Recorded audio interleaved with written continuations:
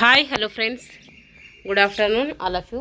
MRL study studio ಚಾನಲ್ಗೆ ತಮಗೆಲ್ಲರಿಗೂ ಸ್ವಾಗತಿಸುತ್ತಾ, ಇವತ್ತಿನ ತರಗತಿಯಲ್ಲಿ HSTR, PSTR, GPSTR ಏನು ಈ ಮೂರು ಎಕ್ಸಾಮ್ಗೆ ಸಾಮಾನ್ಯ ಪತ್ರಿಕೆ ಇರ್ತೈತಲ್ಲ, ಸಾಮಾನ್ಯ ಪತ್ರಿಕೆ 100 ಮಾರ್ಕ್ಸ್ಗೆ, ಅದರಲ್ಲಿ 25 ಮಾರ್ಕ್ಸ್ಗೆ GK ಇರ್ತೈತೆ. ಆ GKಗೆ ಸಂಬಂಧಪಟ್ಟಂತಹ ನಾನು ಟಾಪಿಕ್ ವೈಸ್ ತರಗತಿಗಳನ್ನು ಕೂಡ ಮಾಡ್ತಾಯಿದ್ದೀನಿ.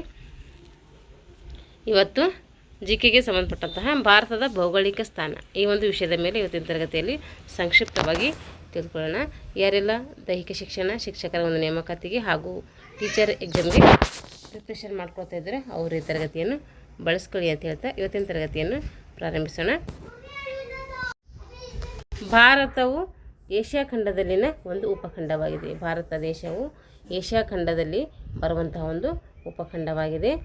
ಭಾರತ ದೇಶವು 3 ಕಡೆ ನೀರು, 1 ಕಡೆ ಭೂಮಿಯನ್ನು ಹೊಂದಿದೆ. ಹಾಗಾಗಿ ಭಾರತವನ್ನು ಹೇಳ್ತೀವಿ ಪರ್ಯಾಯ ದ್ವೀಪ ಅಂತೇಳಿ ಕರಿತೀವಿ. ಪರ್ಯಾಯ ದ್ವೀಪ ಅಂದರೆ 3 ಕಡೆ ನೀರಿರುತ್ತೆ, 1 ಕಡೆ ಭೂಮಿ ಇರ್ತೈತೆ. ನೋಡಿರಿ, ಭಾರತ ದೇಶವು 3 ಕಡೆ ನೀರು ಮತ್ತು 1 ಕಡೆ ಭೂಮಿಯಿಂದ ಸುತ್ತುವರೆದಿದ್ದು ಇದೊಂದು ಹಿಂದೂ ಮಹಾಸಾಗರದಲ್ಲಿರುವಂಥ ಪರ್ಯಾಯ ದ್ವೀಪವಾಗಿದೆ. ಓನ್ಲಿ ದ್ವೀಪ ಅಂದರೆ 4 ಕಡೆ ಏನಾಗಿರ್ತೈತೆ, ಅದು ನೀರಿರುತ್ತೆ. ಅದಕ್ಕೆ ಏನಂತೀವಿ ನಾವು ದ್ವೀಪ ಅಂತ ಕರಿತೀವಿ.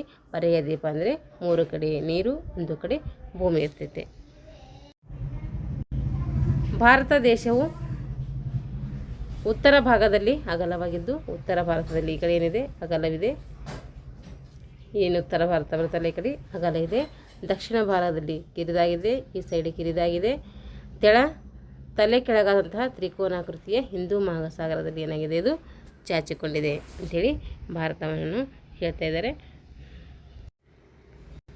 ಹಿಂದೂ ಪುರಾಣಗಳಲ್ಲಿ ಭಾರತವನ್ನು ಏನಂತ ಕರೀತಾರೆ ಅಂತಂದರೆ, ಹಿಂದೂ ಪುರಾಣಗಳ ಪ್ರಕಾರ ಭಾರತ ಭೂಪ್ರದೇಶವನ್ನು ಜಂಬೂ ದ್ವೀಪದ ಕೇಂದ್ರ ಭಾಗ ಅಂತೇಳಿ ಕರೀತಾರೆ. ಎಲ್ಲಿ ಕರೀತಾರೆ ಅಂದರೆ, ಹಿಂದೂ ಪುರಾಣಗಳ ಪ್ರಕಾರ ಭಾರತವನ್ನು ಜಂಬೂ ದ್ವೀಪದ ಕೇಂದ್ರ ಭಾಗ ಅಂತೇಳಿ ಕರಿತೀವಿ. ಪರ್ಷಿಯನ್ನರು ಭಾರತ ದೇಶವನ್ನು ಏನಂತ ಕರೀತಾರೆ ಅಂದರೆ ಹಿಂದೂ ಅಂಥೇಳಿ ಕರೀತಾರೆ. ಪರ್ಷಿಯನ್ನರು ಭಾರತ ದೇಶವನ್ನು ಹಿಂದೂ ಅಂಥೇಳಿ ಕರೀತಾರೆ. ಮಧ್ಯಯುಗೀನ ಭಾರತದ ಇತಿಹಾಸದಲ್ಲಿ ಪರ್ಷಿಯನ್ನರು ಹಿಂದೂ ಎಂದು ಕರೆದು ಆ ಪ್ರದೇಶಕ್ಕೆ ಇಸ್ಲಾಂನವರು ಹಿಂದೂಸ್ತಾನ ಅಂತೇಳಿ ಕರೀತಾರೆ. ಮಧ್ಯಯುಗದಲ್ಲಿ ಭಾರತದ ಇತಿಹಾಸದಲ್ಲಿ ಪರ್ಷಿಯನ್ನರು ಏನಂತೇಳೋದಕ್ಕೆ ಹಿಂದೂ ಅಂತೇಳಿ ಕರೆದ್ರೆ, ಆ ಪ್ರದೇಶಕ್ಕೆ ಇಸ್ಲಾಂನವರು ಏನು ಕರೀತಾರೆ ಅಂದರೆ ಹಿಂದೂಸ್ತಾನ್ ಅಂತೇಳಿ ಕರೀತಾರೆ. ಗ್ರೀಕರು ಕೊಟ್ಟ ಮೊದಲ ಬಾರಿಗೆ ಭಾರತದ ಸಿಂಧೂ ನದಿಯ ಬಳಿ ಬಂದಿದ್ದರಿಂದ ಭಾರತವನ್ನು ಏನಂತ ಕರೀತಾರೆ, ಸಿಂಧೂ ಅಂತಲೂ ಕೂಡ ಕರೀತಾರೆ. ಗ್ರೀಕರು ಮೊಟ್ಟ ಮೊದಲಿಗೆ ಏನು ಮಾಡ್ತಾರೆ, ಭಾರತದ ಸಿಂಧೂ ನದಿಯ ಬಳಿ ಬರ್ತಾರೆ. ಹಾಗಾಗಿ ಭಾರತವನ್ನು ಸಿಂಧೂ ಅಂತಲೂ ಕೂಡ ಕರೀತಾರೆ. ಭೂ ಅಕ್ಷಾಂಶದಲ್ಲಿ ಭಾರತದ ಸ್ಥಾನ ಯಾವ ರೀತಿ ಇದೆ ಅಂತ ಹೇಳಿ ನೋಡೋಣ. ಭೌಗೋಳಿಕ ಅಕ್ಷಾಂಶದಂತೆ ಭಾರತವು ಸಮಭಾಜಕ ವೃತ್ತದಿಂದ ಉತ್ತರಾರ್ಧಗೋಳದಲ್ಲಿ ಏನು ಮಾಡ್ತೈತೆ, ಕಂಡುಬರ್ತೈತಿ. ಭಾರತ ಎಲ್ಲಿ ಕಂಡುಬರ್ತದೆ ಅಂದರೆ ಸಮಭಾಜಕ ವೃತ್ತದಿಂದ ಉತ್ತರಾರ್ಧಗೋಳದಲ್ಲಿ ನಮ್ಮ ಭಾರತ ದೇಶವನ್ನು ಕಂಡುಬರ್ತೈತೆ. ಭಾರತವು ಸಮಭಾಜಕ ವೃತ್ತದಿಂದ 8.4 ಡಿಗ್ರಿ ಉತ್ತರ ಅಕ್ಷಾಂಶದಿಂದ, ಇದನ್ನು ದೀಪಗಳು ಹೊರತುಪಡಿಸಿ ಹೇಳ್ತೀವಿ, 37.6 ಡಿಗ್ರಿ ಉತ್ತರ ಅಕ್ಷಾಂಶದವರೆಗೆ ಏನು ಮಾಡಿದೆ ನಮ್ಮ ಭಾರತ ದೇಶ ಹರಡ್ಕೊಂಡಿದೆ. ಇದು ದಕ್ಷಿಣ ತುದಿಯು ತಮಿಳುನಾಡಿನ ಕನ್ಯಾಕುಮಾರಿಯಿಂದ ಜಮ್ಮು ಕಾಶ್ಮೀರದ ಸಿಯಾಚಿನ್ವರೆಗೆ ಪರಿಗಣಿಸಿ ಈ ಒಂದು ನಾವು ಮೆಜರ್ಮೆಂಟನ್ನು ಹೇಳ್ತೀವಿ. ಭಾರತವು ಸಮಭಾಜಕ ವೃತ್ತದಿಂದ 6.4 ಡಿಗ್ರಿ 45 ಡಿಗ್ರಿ ಉತ್ತರ ಅಕ್ಷಾಂಶದಿಂದ 37.6 ಡಿಗ್ರಿ ಉತ್ತರ ಅಕ್ಷಾಂಶದವರೆಗೆ ಹರಡಿರೋದು ಕಂಡುಬರ್ತೈತೆ. ದಕ್ಷಿಣದಲ್ಲಿ ಅಂಡಮಾನ್ ನಿಕೋಬಾರ್ ದ್ವೀಪದ ಇಂದಿರಾ ಪಾಯಿಂಟ್ ಅಂದ್ರೆ ಒಂದೇ, ಪಿಗ್ಮಿಲಿಯನ್ ಪಾಯಿಂಟ್ ಅಂದ್ರೂ ಕೂಡ ಒಂದೇ. ಅಲ್ಲಿಂದ ಜಮ್ಮು ಕಾಶ್ಮೀರದ ಸಿಯಾಚಿನ್ವರೆಗೆ ಪರಿಗಣಿಸಿ ಈ ಒಂದು ಅಳತೆಯನ್ನು ಹೇಳ್ತೀವಿ. ನೋಡ್ರಿ,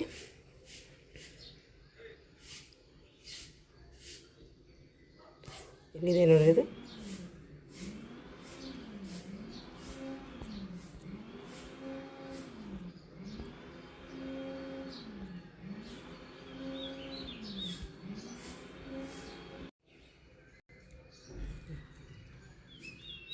.6 ಡಿಗ್ರಿ ಉತ್ತರದಿಂದ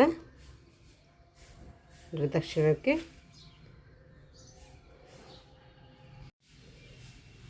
8.4 ಡಿಗ್ರಿ. ಭೂ ರೇಖಾಂಶದಲ್ಲಿ ಭಾರತದ ಸ್ಥಾನ ಯಾವ ರೀತಿ ಇದೆ ಅಂತ ನೋಡ್ರಿ. ಇದು ಅಕ್ಷಾಂಶದ ಪ್ರಕಾರ ಆಯಿತು. ಈಗ ರೇಖಾಂಶದ ಪ್ರಕಾರ ಭೌಗೋಳಿಕ ರೇಖಾಂಶದಂತೆ ಭಾರತವು ಮಧ್ಯರೇಖೆ ಅಥವಾ ಪ್ರಧಾನ ರೇಖಾಂಶ 0 ಡಿಗ್ರಿ ರೇಖಾಂಶದಿಂದ ಏನು ಮಾಡ್ತೀವಿ ನಾವು ಪೂರ್ವಾರ್ಧ ಗೋಳದನ್ನು ಭಾರತವನ್ನು ನೋಡ್ತೀವಿ. ಭಾರತ ದೇಶವು ಭೂಪ್ರದೇಶವು 68.7 ಡಿಗ್ರಿ ಪೂರ್ವ ರೇಖಾಂಶದಿಂದ 97.25 ಡಿಗ್ರಿ ಪೂರ್ವ ರೇಖಾಂಶದವರೆಗೂ ಹರಡಿದೆ. ಇದೆಲ್ಲಿದೆ ನೋಡಲಿ.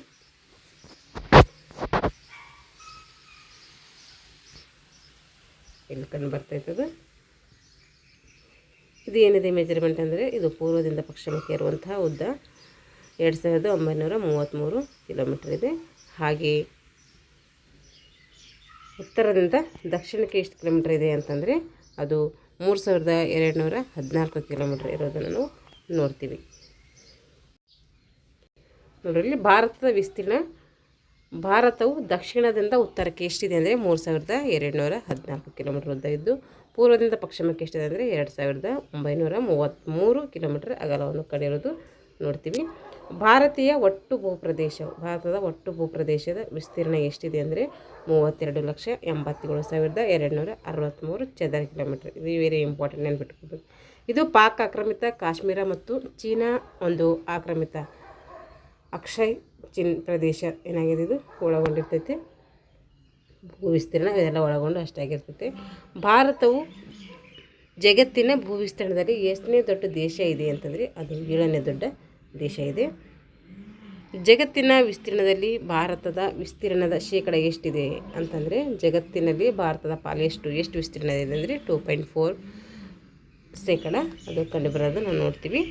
ಈಗ ಜಗತ್ತಿನ ದೇಶಗಳಲ್ಲಿ ಭಾರತವು ವಿಸ್ತೀರ್ಣದಲ್ಲಿ 7ನೇ ಸ್ಥಾನ ಇದೆ. ಹಾಗಾದರೆ 7 ಅಂದರೆ 1ರಿಂದ 7 ತನಕ ಎಷ್ಟು ದೇಶಗಳಿದ್ದಾವೆ ಅಂತ ನೋಡ್ರಿ. ಫಸ್ಟ್ ಪ್ಲೇಸ್ ಬಂದುಬಿಟ್ಟು ಅದು ರಷ್ಯಾ. ವಿಸ್ತೀರ್ಣದಲ್ಲಿ ಅತಿ ದೊಡ್ಡ ದೇಶ ಯಾವುದಂದರೆ ಅದು ರಷ್ಯಾ. ರಷ್ಯಾ ದೇಶದ ಭೂಪ್ರದೇಶವು ಏಷ್ಯಾ ಮತ್ತು ಯುರೋಪ್ 2 ಖಂಡಗಳಿಗೂ ಏನಾಗಿದೆ ಅದು ವ್ಯಾಪಿಸುವುದರಿಂದ ಅದಕ್ಕೆ ಯುರೇಷಿಯಾ ಖಂಡ ಅಂತೇಳಿ ಕರಿತೀವಿ. ಯುರೇಷಿಯಾ ಅನ್ನೋದು ಇನ್ನೊಂದು ಖಂಡ ಏನಲ್ಲ, ಅದು ಯುರೋಪ್ ಮತ್ತು ಏಷ್ಯಾ ಸೇರೋದರಿಂದ ಅದಕ್ಕೆ ಯುರೇಷಿಯಾ ಅಂತೇಳಿ ಕರಿತೀವಿ. 2ನೇ ಪ್ಲೇಸ್ ಬಂದುಬಿಟ್ಟು ಕೆನಡಾ. 3ನೇ ಸ್ಥಾನ ಭೂ ವಿಸ್ತೀರ್ಣದಲ್ಲಿ ಚೀನಾ ಇದೆ. 4ನೇ ಸ್ಥಾನ ಬಂದುಬಿಟ್ಟು ಅಮೇರಿಕ ಸಂಯುಕ್ತ ಸಂಸ್ಥಾನ. ಹಾಗೆ 5ನೇ ಸ್ಥಾನ ಬಂದುಬಿಟ್ಟು ಬ್ರೆಜಿಲ್. 6ನೇ ಸ್ಥಾನ ಆಸ್ಟ್ರೇಲಿಯಾ. ಭಾರತ 7ನೇ ಸ್ಥಾನ ಇದೆ. ಅದು 8ನೇ ಸ್ಥಾನ ಕೂಡ ನೆನ್ಪಿಟ್ಕೋಬೇಕು, ಅದು ಅರ್ಜೆಂಟೀನಾ. ಇವು ವಿಸ್ತೀರ್ಣಗಳು ಕೇಳ್ತಾರೆ, ನೆನ್ಪಿಟ್ಕೋಬೇಕು. ಫಸ್ಟ್ ಸೆಕೆಂಡ್ ಹಾಗೆ ನಮ್ಮದು ಭಾರತ ಸ್ಥಾನ, ಹಾಗೆ 8ನೇ ಸ್ಥಾನ ಇಷ್ಟು ನೆನ್ಪಿಟ್ಕೊಳ್ರಿ. ಅಷ್ಟು ನೆನ್ಪಿಟ್ಕೊಳ್ರಿ ಚೆನ್ನಾಗಿ, ಯಾಕೆಂದರೆ ಸರಿ ಕಾಲಾನುಕ್ರಮದಲ್ಲಿ ಕೇಳ್ತಾರೆ, ಅದಕ್ಕೆ ಅಷ್ಟು ನೆನ್ಪಿಟ್ಕೊಳ್ಳೋಕ್ಕೆ ಟ್ರೈ ಮಾಡಬೇಕು. ಭಾರತವು 11 ಒಂದು ದೇಶಗಳೊಂದಿಗೆ ಅಂದರೆ ನೆರೆ ರಾಷ್ಟ್ರಗಳನ್ನು ಹೊಂದಿದೆ. ಇದು ಅಂತಹ ರಾಷ್ಟ್ರಗಳು ಯಾವಂದರೆ ಜಲ ಮತ್ತು ಭೂಗಡಿಗಳು ಸೇರಿ 11 ರಾಷ್ಟ್ರಗಳೊಂದಿಗೆ ಏನು ಮಾಡಿದೆ ಇದು ಭಾರತ ತನ್ನ ಗಡಿಯನ್ನು ಹಂಚಿಕೊಂಡಿದೆ. ಒಂದು ಪಾಕಿಸ್ತಾನ್, ಅಫ್ಘಾನಿಸ್ತಾನ್, ಚೀನಾ, ಮಯನ್ಮಾರ್, ಅದಕ್ಕೆ ಬರ್ಮಾ ಅಂತ ಕೂಡ ಕರಿತೀವಿ, ಭೂತಾನ್, ಬಾಂಗ್ಲಾದೇಶ್, ಇಂಡೋನೇಷ್ಯಾ, ಮಾಲ್ಡೀವ್ಸ್, ನೇಪಾಳ, ಶ್ರೀಲಂಕಾ, ಥೈಲ್ಯಾಂಡ್, ಹೀಗೆ 11 ದೇಶಗಳೊಂದಿಗೆ ಏನು ಮಾಡಿದೆ ಇದು ಭೂ ಮತ್ತು ಜಲಗಡಿಯನ್ನು ಹೊಂದ್ಕೊಂಡಿದೆ. ಭಾರತದ ನೆರೆಯ ರಾಷ್ಟ್ರಗಳು ಯಾವ್ಯಾವು ಅಂತಂದರೆ ನೋಡಿರಿ, ಪೂರ್ವದ ದೇಶಗಳು, ಪೂರ್ವಕ್ಕೆ ಕಂಡುಬರುವಂತಹ ದೇಶಗಳು ಯಾವುದೇ ಅಂದರೆ ಅವು ಬಾಂಗ್ಲಾದೇಶ ಮತ್ತು ಮಯನ್ಮಾರ್. ನೋಡಿರಿ, ಈ ಥರ ನಕ್ಷೆ ಇದೆ ಅಂತಂದರೆ ಪೂರ್ವಕ್ಕೆ ಯಾವ ಕಂಡು ಬರ್ತಿದೆ ಅಂದರೆ ನಾವು ಈ ರೀತಿ ನಕ್ಷೆ ಹಾಕ್ಕೊಳ್ಬೇಕು. ಇಲ್ಲಿ ಉ, ಇ, ಪು, ಆ, ದ, ನೈ, ಪ, ತೋರಿಸ್ತೀನಿ ಅಂತ ನೋಡಿರಿ. ಉ, ಇ, ಪು, ಆ, ದ, ನೈ, ಪ, ವ. ಒಟ್ಟು ಖಂಡಗಳು 8 ಕಂಡು ಬರ್ತವೆ. ಹಾಗಾದರೆ ನಮ್ಮ ಪೂರ್ವ ದೇಶಕ್ಕೆ ಇರುವಂತಹ ರಾಷ್ಟ್ರಗಳು ಯಾವ್ಯಾವು ಅಂತಂದರೆ ಈ ಕಂಡು ಬರುವಂಥದ್ದು ಬಾಂಗ್ಲಾದೇಶ ಮತ್ತು ಮಯನ್ಮಾರ್. ಈಶಾನ್ಯದಲ್ಲಿ ಯಾವ ಕಂಡು ಬರ್ತವೆ ಅಂತ ಕೇಳಿದ್ರೆ ಈಶಾನ್ಯದಲ್ಲಿ ನೇಪಾಳ ಮತ್ತು ಭೂತಾನ್. ಈ ಕಡೆ ಈಶಾನ್ಯ ಬರುತ್ತಲ್ಲ, ಇಲ್ಲೇನು ಬರ್ತದೆ ನೇಪಾಳ ಮತ್ತು ಭೂತಾನ್ ಕಂಡು ಬರ್ತದೆ. ಉತ್ತರದಲ್ಲಿ ಇಲ್ಲಿ ಮೇಲ್ಗಡೆ ಉತ್ತರದಲ್ಲಿ ಏನು ಕಂಡು ಬರ್ತೈತೆ ಅಂತಂದರೆ ಅದು ಚೀನಾ ಕಂಡು ಬರ್ತೈತೆ. ಹಾಗೆ ವಾಯುವ್ಯ ಕಡೆ ಈ ಕಡೆ ಬರುತ್ತಲ್ಲ, ಈ ಒಂದು ವಾಯುವ್ಯದಲ್ಲಿ ಪಾಕಿಸ್ತಾನ ಮತ್ತು ಅಫ್ಘಾನಿಸ್ತಾನ ಕಂಡು ಬರ್ತವೆ. ದಕ್ಷಿಣದಲ್ಲಿ ಈ ಒಂದು ಭಾಗದಲ್ಲಿ ಶ್ರೀಲಂಕಾ ಕಂಡು ಬರ್ತೈತೆ. ನೈಋತ್ಯದಲ್ಲಿ ಇಲ್ಲಿ ಯಾರು ಕಂಡು ಬರ್ತದ್ರೆ ಮಾಲ್ಡೀವ್ಸ್. ಇಷ್ಟು ರಾಷ್ಟ್ರಗಳು ನಮ್ಮ ನೆರೆ ರಾಷ್ಟ್ರಗಳಾಗಿವೆ. ನೆನ್ಪಿಟ್ಕೋಬೇಕು ಯಾವ್ಯಾವ ಕಡೆ ಯಾವ್ಯಾವ ಕಂಡು ಬರ್ತವೆ ಅಂತೇಳಿ ಎಕ್ಸಾಮಲ್ಲಿ ಕೇಳ್ತಾರೆ. ನೋಡ್ರಿ, ಪೂರ್ವದಲ್ಲಿ ಬಾಂಗ್ಲಾದೇಶ್ ಮತ್ತು ಮಯನ್ಮಾರ್ ಇದೆ. ಹಾಗೆ ಈಶಾನ್ಯದಲ್ಲಿ ನೇಪಾಳ ಮತ್ತು ಭೂತಾನ ಇದೆ. ಉತ್ತರದಲ್ಲಿ ಚೀನಾ, ವಾಯುವ್ಯದಲ್ಲಿ ಪಾಕಿಸ್ತಾನ ಮತ್ತು ಅಫ್ಘಾನಿಸ್ತಾನ, ದಕ್ಷಿಣದಲ್ಲಿ ಶ್ರೀಲಂಕಾ, ನೈಋತ್ಯದಲ್ಲಿ ಮಾಲ್ಡೀವ್ಸ್. ಈ ರೀತಿ ನೀವು ಭಾರತ ನಕಾಶೆ ಹಾಕ್ಕೊಂಡು ಗುರುತಿಸ್ಕೊಂಡ್ರೆ ನಿಮಗೆ ನೆನಪಿರ್ತೈತೆ. ಆ ರೀತಿ ಮಾಡ್ಕೊಳ್ರಿ.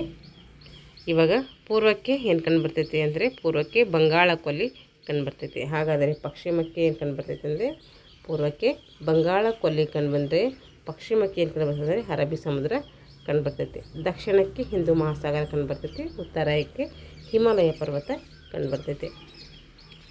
ಭಾರತವು ನೆರೆ ದೇಶಗಳೊಂದಿಗೆ ಹಂಚಿಕೊಂಡಿರುವ ಗಡಿಯ ಉದ್ದ ಎಷ್ಟು? ಯಾವ್ಯಾವ ದೇಶಗಳೊಂದಿಗೆ ಎಷ್ಟೆಷ್ಟು ಗಡಿ ಹಂಚಿಕೊಂಡಿದೆ ಭಾರತ ಅಂತೇಳಿ ನೋಡಿರಿ.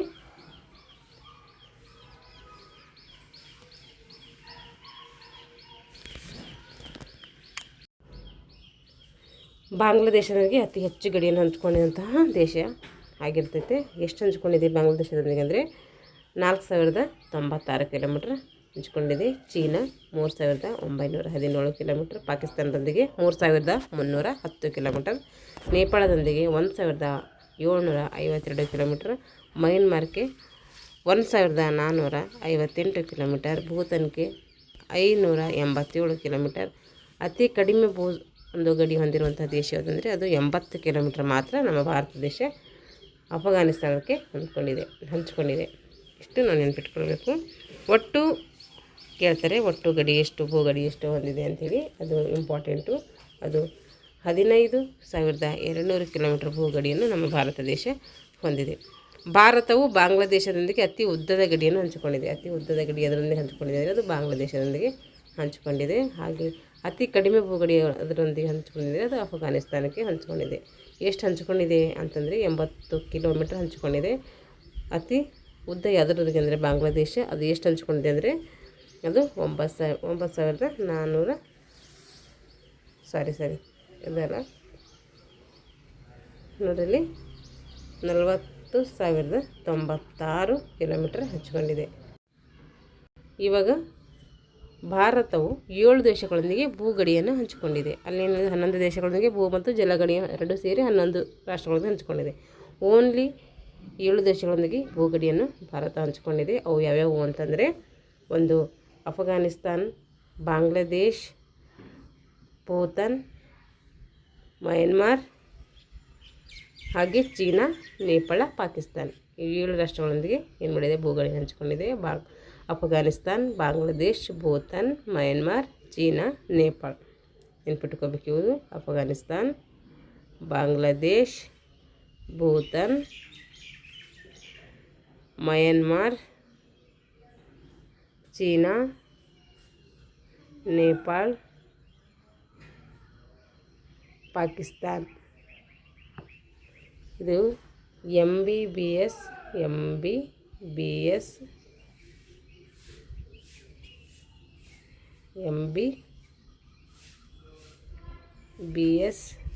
ಪೇನ್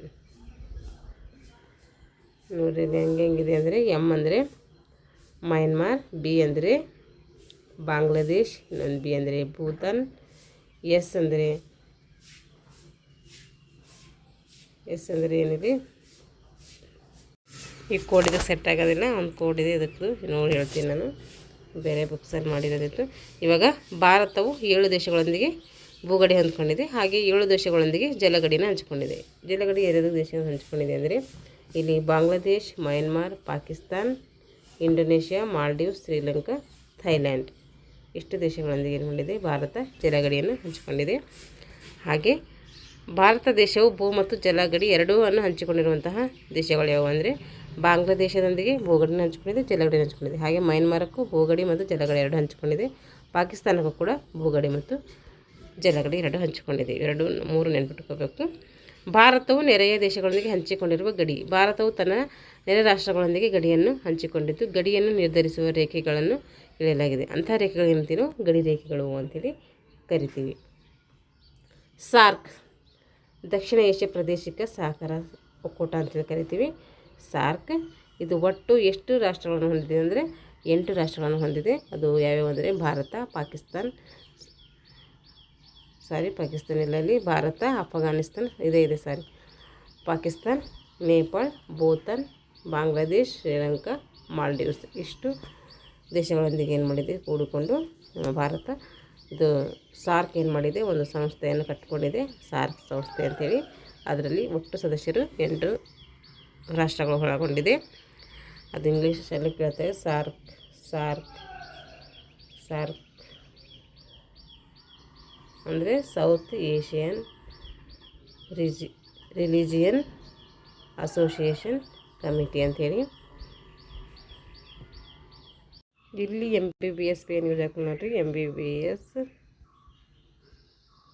ಪೇನ್ ನೋಡ್ರಿ. ಎಮ್ ಅಂದರೆ ಏನಿದೆ ಇಲ್ಲಿ ಮಾಲ್ಡೀವ್ಸ್ ಇದೆ, ಬಿ ಅಂದರೆ ಭೂತಾನ್ ಇದೆ, ಇನ್ನೊಂದು ಬಿ ಅಂದರೆ ಬಾಂಗ್ಲಾದೇಶ್, ಎಸ್ ಅಂದರೆ ಶ್ರೀಲಂಕಾ, ಪಿ ಅಂದರೆ ಪಾಕಿಸ್ತಾನ್, ಎ ಅಂದರೆ ಅಫ್ಘಾನಿಸ್ತಾನ್, ಐ